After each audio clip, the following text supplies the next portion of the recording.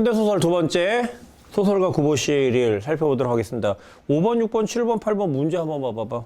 뭐 우리에게 힌트를 줄 만한 내용은 별로 없는 것 같고 7번 정도 봤을 때 이 소설의 시점은 뭐 전지적 작가 시점으로 진행이 되겠구만 이런 생각을 하는 것 외에는 우리에게 큰 힌트를 주는 문제는 없을 것 같아요. 그래서 본문으로 바로 들어가면 되는데 선생님이 원래 본문 대 본문으로 그냥 내재적 읽기를 중심으로 해서 수능 수업을 보통 하는데 그래도 여기에서는 의식의 흐름 기법 정도는 우리가 생각을 해봐야 될 것 같아. 의식의 흐름 기법이 뭡니까? 일반적인 소설은요. 갈등 관계, 시간의 흐름에 따른 갈등 관계의 사건 그 흐름으로 전개가 돼. 그래서 우리가 뭘 배웠습니까? 발단, 전개, 위기, 절정, 결말. 이렇게 일반적인 소설의 어떤 전개 양상을 배웠단 말이야. 근데 이거는 시간의 흐름에 따라 갈등의 양상에 따라 사건이 전개가 되는 그런 일반적인 소설하고는 조금 달라요. 이름하여 의식의 흐름 기법.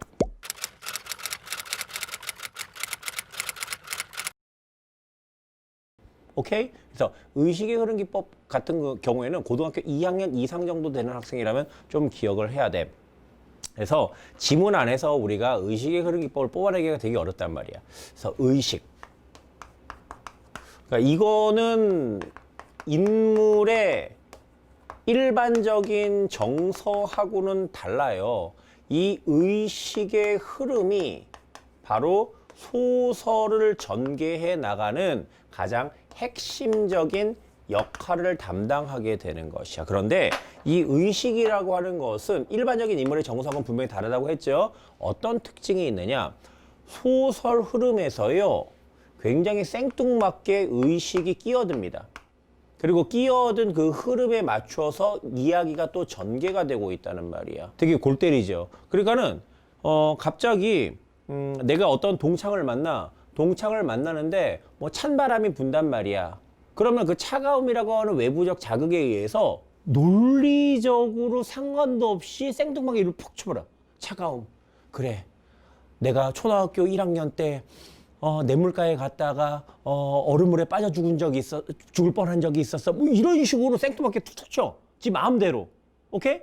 그렇기 때문에 이 의식의 흐름이라고 하는 것은 외부적인 어떤 사건의 흐름에서 뭔가의 외부적인 사건이 있으면은 그것이 중요하든 중요하지 않든 그 외부적 자극에 의해서 자기의 어떤 자기적이고 논리성이 결여된 인물의 의식에 따라서 이야기의 방향이 툭툭툭툭 튀어나가면서 전개가 된다. 이렇게 여러분들이 이해하시면 되겠다. 자, 이제 본문 한번 들어가 보도록 합시다.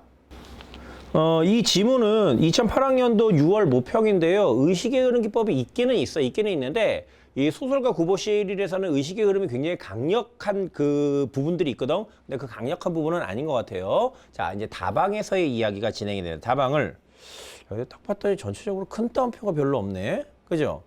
서술자의 목소리로 좀 진술이 되고 있어요. 자, 다방을 찾는 사람들은 어인 까닭인지 모두들 구석진 좌석을 좋아하였다. 구보는 동그라미 쳐. 구보가 누굽니까? 여기서의 주인공이 되겠죠. 그리고 사실 이 글 쓴 사람 박태원의 호이기도 합니다. 하나 남아있는 가운데 탁자에 앉을 수밖에 없었다. 저 끝으로 가서 찌그러져 앉아 있었단 말이야. 그래도 그는 그곳에서 엘만의 발 센티멘털을 가장 마음 고요히 들을 수 있었다. 그런 음악이 들려나왔다 이 소리야. 그러나 그 선율이 채 끝나기 전에 방약 무인한 소리가 그러니까 앞에 사람이 없는 것처럼 그냥 막 깝치는 그런 소리가 구포시아니요. 누군가의 목소리란 말이야. 근데 큰 따옴표가 없지요. 됐어요? 이거 이따가 나오겠습니다만 이게 뭡니까? 간접 인용이에요. 그러니까 여러분들이 쉽게 이해하면 돼.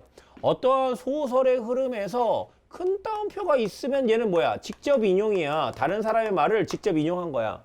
간접 인용은 뭡니까? 얘가 없는 것을 간접 인용이지. 여기 봐봐봐. 구포시아니요. 거기다 큰 따옴 한번 쳐보세요. 억지로. 됐니? 누군가의 목소리란 말이야. 그래서 주인공 구보는 다방 안의 모든 사람들의 시선을 온몸에 느끼며 소리나는 쪽을 돌아보았다. 그러니까 쉽게 말해서 뭡니까? 내가 스타벅스에 갔어. 그래서 탁 음악을 들으면서 커피 한 잔 때리면서 감미롭게 그 선율을 느끼고 있었단 말이야. 근데 저기 가서 방향 무인한 사람의 목소리가 딱 들리는 거야. 고승현이 아니야? 하면서 되게 큰 목소리가 들리는 거야. 약간 화삭거리겠지? 중학을 2, 3년 일찍 마친 사내. 어느 생명보험 회사의 외교원이라는 말을 들었다. 생명보험을 파는 외판원이야. 평소에 결코 왕래가 없으면서도 이제 이렇게 아는 체를 하려는 것은 오직 얼굴이 새빨개지도록 먹은 술 탓인지도 몰랐다. 저 새끼가 좀 제정신이야? 나한테 왜 이렇게 친하게 다가오지? 저 술 처먹은 거 아니야? 라고 생각을 했다. 누구의 입장입니까? 구보의 입장에서 생각을 한 것이야. 구보는 무표정한 얼굴로 약간 끄덕하여 보이고 즉시 고개를 들렸다. 어떻게 한 거야? 구보도 좀 싸가지가 없어 보이지? 어떻게 한 거야? 응? 하면서 쌩깐 거야. 그러나 그 사내가 또 한 번 역시 큰 소리로 이리 좀 안 오시리오 하고 말해. 이쪽 일로 좀 와 라고 또 그 새끼 또 얘기한 거야. 구보는 게으르나마 자리에서 일어나 어서 천천히 잘 일어나서 억지로 그의 탁자로 가는 수밖에 없었다. 이리 좀 앉으시오. 참 최군 인사하지 소설가 구포씨. 야 그럼 니네 머릿속에 딱 그려봐봐. 다방이 있지. 스타벅스 있다는 말이야. 여기 누가 있어? 일단 저 구축에 구보가 있지. 그런데 나의 동창 지금은 보험회사 외판원 같은 새끼야. 하나가 있지. 이 새끼 일행 있어. 누구야? 최군이지요? 그럼 셋이서 이렇게 만났다는 말이야. 그러니까 여러분들이 항상 이게 아까 처음에 이게 뭐 의식의 흐름이고 지랄이고 간에 그런 것들 다 집어치우고 여러분 현대소설에서는요. 장면화를 시키는 것이 매우 중요해요. 장면을 그리란 말이야. 지금 다방에 누가 있어? 다른 새끼들은 다 필요 없고 뭔가 음악이 들리겠지. 이 세 명이 만났다 이거야. 이 둘은 같이 일행이고 나는 지금 혼자 있다. 9번은 혼자 있다. 여러분들이 이렇게 따져보시면 되겠습니다. 그랬더니 안내하는 거야. 내 친구 소설가 구포씨야. 인사해. 이 사내는 어인까닭인지 구보를 반드시 구포라고 발음하였다. 내 이름이 승현인데 나를 소개할 때 뭐 승현? 뭐 이지랄 하는 거야. 짜증 나겠죠. 그는 맥주병을 들어보고 아이쪽을 향하여 더 가져오라고 소리치고 스타벅스에서 맥주를 파네요? 다시 구보를 보고 그래 요새도 많이 쓰시오. 무어 별로 쓰는 것 없습니다. 야 요새 많이도 쓰시오. 잘라. 무어 별로 쓰는 거 없습니다. 화자가 다르잖아. 앞에 말한 새끼 누구야? 나의 친구지. 중학 동창이란 말이야. 무어 별로 쓰는 거 없는데요? 이건 누구 말이겠어? 구보의 말이겠죠. 그죠? 큰 따옴표를 지금 다 베껴버렸어. 구보는 자기가 이러한 사내와 접촉을 가지게 된 것에 지극히 불쾌를 느끼고 밑줄 쳐. 별표 쳐. 되게 중요하죠. 그러니까는 구보는 나의 중학 동창을 만난 거에 대해서 굉장히 불쾌감을 느끼고 있어요. 경어를 사용하는 건 밑줄 쳐. 경어를 사용. 존댓말 쓰고 있대. 동창인데 오래간만에 만났어. 존댓말 쓰고 있다는 말이야. 졸라 어색하지요? 그와 사이에 간격을 두기로 하였다. 자, A부터 보자면 그러나 이 딱한 사내 누구냐? 구보의 동창이지. 도리어 그것에서 일종의 득이감을 맛볼 수 있었는지도 모른다. 그것은 뭐야? 바로 위로 가야 되겠지. 구보의 입장을 보자. 구보는 자기가 이러한 사내와 접촉을 하기 이런 좀 덜 떨어진 새끼와 접촉을 가진 것에 대해 불쾌감을 느끼며 경어를 사용하는 것으로 그와 사이 간격을 두기로 하였다. 이렇게 되는 것이야. 그런데 아마 저 새끼는 득이감을 맛보고 있었겠지. 나한테서. 뭐 이런 거 아니겠습니까? 그러니까 나는 저 새끼가 재수 없어서 거리두기를 하기 위해서 지금 존댓말 쓰고 있는데 저 새끼는 뭡니까? 내가 이 정도가 되니까 나한테 아무리 동창이어도 존댓말을 하고 있구나라고 득이감을 맛볼 수 있었는지도 모른다. 뭐 이지랄 하고 있어요. 그뿐 아니라 그는 한 잔 10전짜리 차들을 마시고 있는 사람들 틈에서 그렇게 몇 병씩 맥주를 먹을 수 있는 것에 우월감을 갖고 그리고 지금 행복이었을지도 모른다. 지금 구보의 입장에서 서술이 되고 있죠. 이건 전지적 작가 시점임에도 불구하고 아까 내가 얘기했잖아. 제한적 전지적 작가. 그래서 이 카메라가 바깥에 그냥 빡 하고 박혀 있는 것이 아니라 구보의 입장에서 지금 바라보고 있는 거예요. 저 새끼 지금 사람들은 고작해서 한 7, 8천 원짜리 아이스 아메리카노 처먹고 있는데 얘만 지금 한 병에 막 2만 원, 3만 원짜리 막 에일 맥주를 여기가 2병만 줘, 3병만 줘 이 지랄하면서 뭔가 우월감을 갖고 있었는지도 모른다. 이렇게 표현을 하는 것이야. 그러니까 딱 봤을 때 구보의 입장에서 이 오랜만에 만난 동창은 뭐야? 그건 족밥이죠. 그는 구보에게 술을 따라 권하고 내 참 구보 씨 작품을 애독하지. 내가 네 작품 읽고 있어. 그리고 그러한 말을 하였음에도 불구하고 구보가 아무런 감동도 갖지 않는 듯 싶은 것을 눈치채자. 그러니까는 내가 당신 작품 읽어요. 그럼 보통 어떻게 대답을 합니까? 그래요. 감사합니다. 이렇게 얘기할 거 아니야. 근데 쌩까고 있는 것을 눈치채자. 사실 내 또 만나는 사람마다 보고 구보 씨를 선전하지요. 당신을 선전하지요. 당신을 광고하지요. 라고 이야기했어. 여기 또 골 때리기 뭡니까? 큰 따옴표가 이렇게 직접 인용으로 나와 있다. 이 소리입니다. 됐니? 그러한 말을 하고 혼자 허허 웃었다. 뻘쭘하겠지. 난 여기서는 친구보다는 오히려 구보가 더 싸가지 없어 보여. 여튼 구보는 의미 몽롱한 웃음을 웃으며 문득 이 용감하고 이 무지한 사내를 고급으로 채용하여, 고급 밑줄 쳐봐. 내가 이 새끼를 나의 직원으로 채용하여, 됐니? 구보 독자 권유원을 시키면, 내 작품을 파는 외판원으로 시키면 자기도 응당 몇십 명의 또는 몇백 명의 독자를 획득할 수 있을지 모르겠다. 그런 난데없는 생각을 하여 보고 갑자기 쓸데없는 생각을 했단 말이야. 그럼 나도 이 새끼를 한번 고용해 보면은 나의 독자들도 늘어날까? 이렇게 생각하는 것이야. 그리고 혼자 속으로 웃었다. 실없는 생각을 하고 실없게 웃었다. 뭐 이 정도가 되겠지. 그죠? 선생님이 유튜브를 연지가 한 2, 3개월 됐는데 구독자가 자그마치 한 520명 정도 돼요. 쌍. 그죠?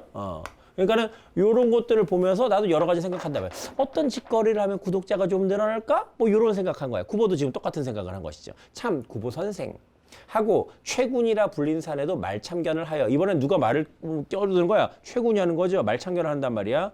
자기가 독견의 승방비곡과 잘라 윤백남의 대도전을 걸작이라고 여기는 것에 구보의 동의를 구하였다. 저기 승방비곡 읽어보셨어요? 대도전 읽어보셨어요? 정말 재밌지 않아요? 라고 나에게 동의를 구하고 있어요. 자, 그런데 이거는 그때 당시 어떤 시대적 흐름에 딱 부합되는 어떤 대중소설이란 말이야. 거기에 대한 동의를 구하고 있어요. 그리고 이 어느 화재 보험회사의 권유원일지 알 수 없는 사내는 가장 영리하게 구보 선생님의 작품은 당신 작품은 따로 치고 대도전 그다음에 승방비고 요거 괜찮지 않아요? 라고 이렇게 물어봤단 말이야.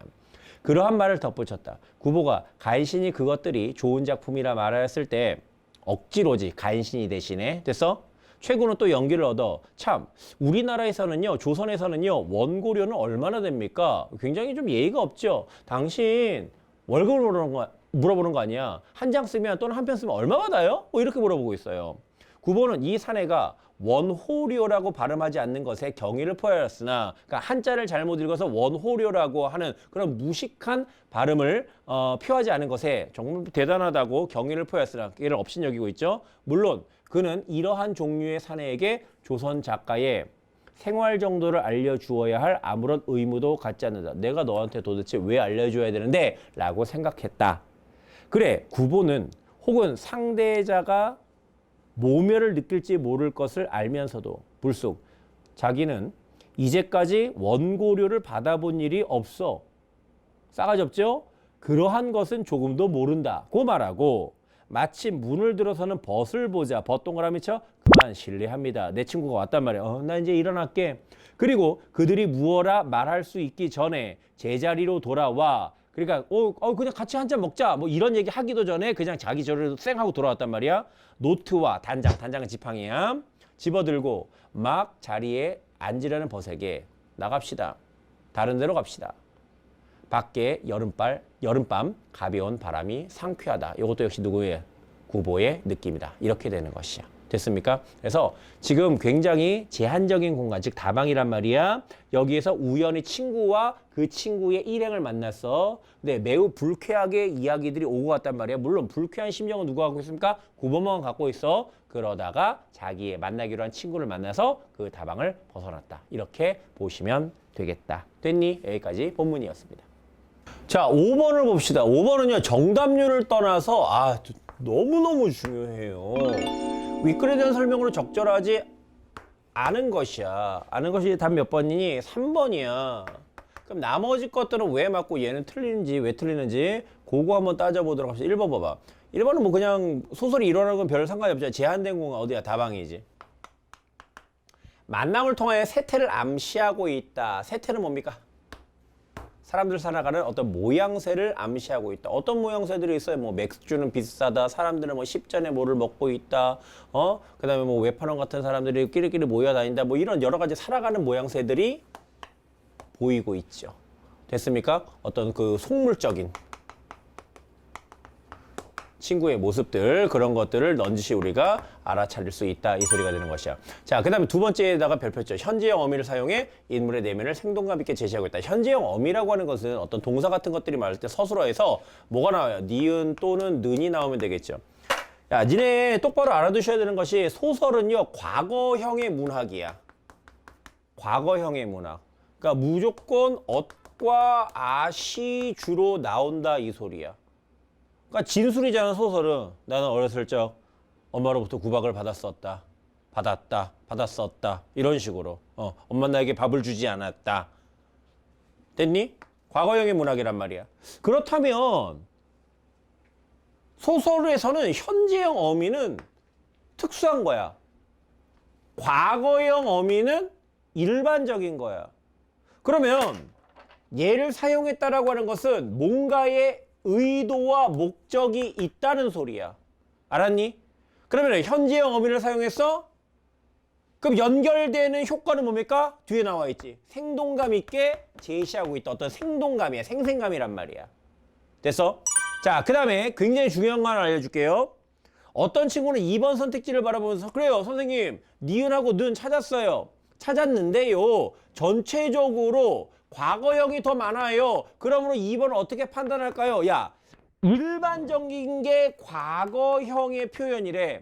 그렇다면은 중간에 일부분 또는 극단적으로 한 문장만 는이 나와도 2번 선택지를 허용해서 집어넣을 수 있다 이 소리야. 알겠어요? 뭐 예를 들어서 뭐 나라에서 높으신 뭐 대통령이라 하자. 대통령께서 나와서 대국민 담화를 해. 근데 처음부터 끝까지 뭐 점잖은 말로 할 거 아니야. 국민 지내는 국민 여러분, 본인은 어쩌고 저쩌고 있습니다. 국민 여러분들을 위해서 어쩌고 해. 자, 그런데 갑자기 일본 이야기를 하면서 일본 위안부 이야기를 하면서 대통령이 이제 빡이 쳤어. 그랬더니 거기서 살짝 욕설을 썼어. 그지? 한 문장 또는 두 문장 살짝 욕설을 썼단 말이야. 알았어? 뭐 쪽발이 아베 새끼는 뭐 이러면서 한마디 딱 했어. 그럼 선택지에서 예를 들어서 대통령 담화문이 지문이야? 그지?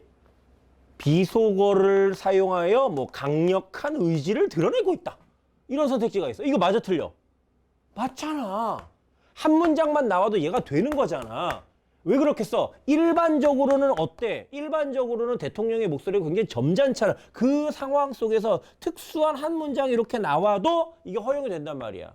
무슨 말인지 알겠습니까? 그러니까 선생님 전체적으로 과거형 어미예요. 현재형 어미는 한 문장밖에 없어요. 그러면서 2번을 배척해서는 안 된다 이 소리야. 확실히 이해되죠? 자, 이제 3번 갑시다. 시간적 순서에 따라 사건을 배열하여 사건의 인과성을 밝히고 있다라고 했는데, 자, 이거는 내용적으로 접근을 해도 되고 그 다음에 이론적으로 접근을 해도 되죠. 자, 이 소설을 읽기 전에 선생님 뭐 얘기했습니까? 의식의 흐름 기법 이야기했죠? 의식의 흐름 기법 뭐라 써? 시간적 순서에 따라 전개되는 그런 소설이 아니란 말이야. 됐어요? 얘는 뭡니까? 의식의 흐름에 따라서 툭툭툭툭 내용이 튀는 그러한 소설이란 말이야. 됐어요? 그 다음에 여기서도 봐봐봐. 자, 이 3번 선택지가 되려면 시간의 흐름에 따라 사건이 전개가 돼야 돼. 그리고 인과성에 의해서 이 A 사건에서 B 사건으로, B 사건에서 C 사건으로 넘어가야 돼. 근데 그런 흐름을 이 지문 안에서도 역시 보기가 어렵다는 말이야. 근데 내가 고등학교 3학년 친구들을 위해서 팁 하나 드릴게요. 일반적으로 이 3번도 의식의 흐름 기법을 생각을 해서 이게 오답지를 만든 거 아니겠어?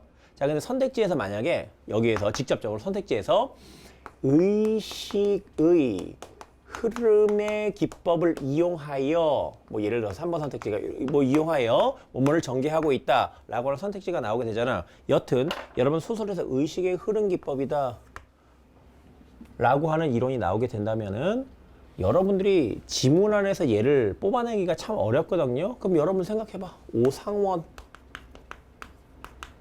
자막으로 띄워줄게. 오상원의 유해, 그 다음에 최인훈의 광장, 이상의 날개, 그 다음에 소설가 구보씨의 일일, 이렇게 박태원의 소설가 구보씨의 일일, 이렇게 정도 의식의 흐름 기법을 사용했다라고 생각하시는 게 조금 편해. 오케이? 기술적인 부분입니다. 4번 갑시다.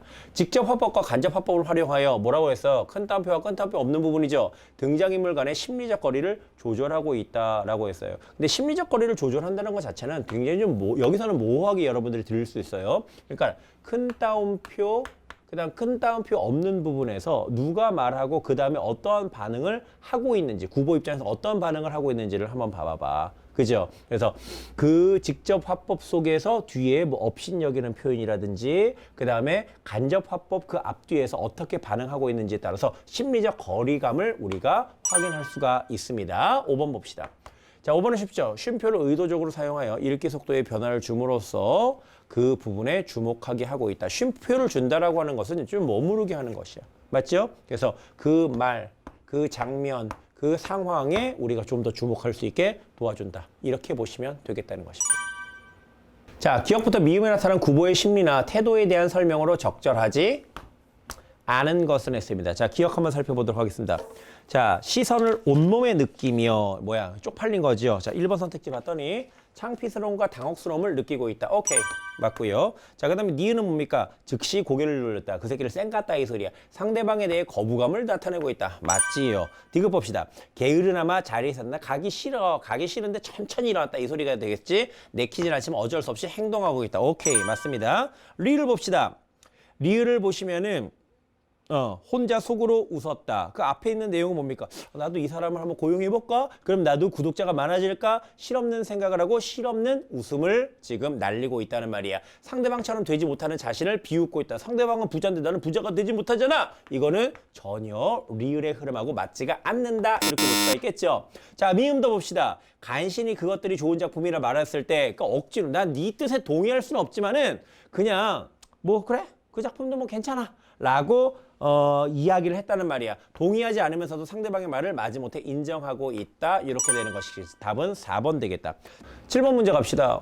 자, 윗글은 보기 가의 시점으로 서술되어 있다. 이게 가야. A를 나의 시점으로 바꿨을 때 A라고 하는 문장이 있는데 얘를 나의 시점으로 바꿨을 때 가장 적절한 것은 그러면은 여러분들이 정확하게 보자. 가의 시점과 나의 시점의 어떤 포인트를 봐봐. 가는 뭡니까? 얘는 전주적 작가 시점이네? 나는 뭐야? 전주적 작가 시점이야. 근데 얘가 이렇게 변했어. 그럼 얘와 얘 차이를 봐야 될 거 아니에요? 그러니까 전주적 작가 시점인데 누구를 통해서 이 사내와 채군을 바라보는 거야? 구보의 입장에서 바라보는 것이야. 그러니까 내가 처음에서도 얘기했지. 시점이라고 하는 것은 크게 말해서, 쉽게 말해서 그 카메라야, 카메라. 그러니까 인물이 이렇게 있으면은 외부에 있는 게 3인칭이란 말이야. 외부에 이렇게 카메라가 있는데 이 경우는 제한된 전지적 작가 시점이야. 제한된 전지적 작가 시점이 뭡니까? 한 인물에서 바라보는 거야. 됐어? 이게 초점화란 말이야. 그러니까 구보의 입장에서 사내와 채군을 바라봐. 그러니까 제한된 전지적 작가 같은 경우에는 당연히 구보의 입장에서 이 세계를 바라보고요. 그 다음에 구보의 입장에서 바라보기 때문에 추측들도 사실 많아. 근데 전지적 작가 시점은 뭐야? 얘를 공평하게 바라봐. 공평하게 바라보기 때문에 추측 따위는 있을 수가 없어.